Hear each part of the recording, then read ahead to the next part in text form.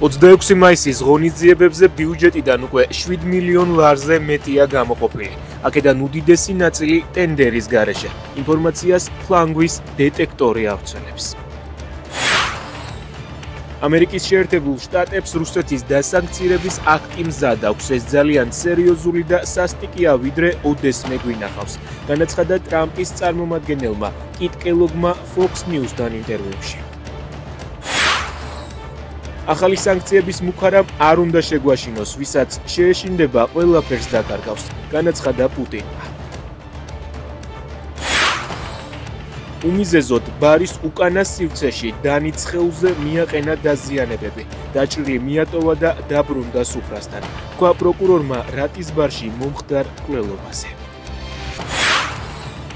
ჩიკვაიძის თქმით, ევროპასა და ამერიკის შეერთებულ შტატებს მიაწოდა ინფორმაცია, როგორ მფარველობდა ფინანსური პოლიციის ყოფილი მაღალჩინოსანი სოსო რამიშვილი კოლ-ცენტრებს საზმაუს შენობაში. წულუკიანის კომისიაზე ოცნების ოპონენტების ლანძღვისას მაყვალა გონაშვილი პარლამენტის საკონსულტაციო საბჭოში დაასაქმეს. საბა ბაღდავაძე და გიორგი ქალდანი პარაძიუდოში მსოფლიო ჩემპიონები გახდნენ.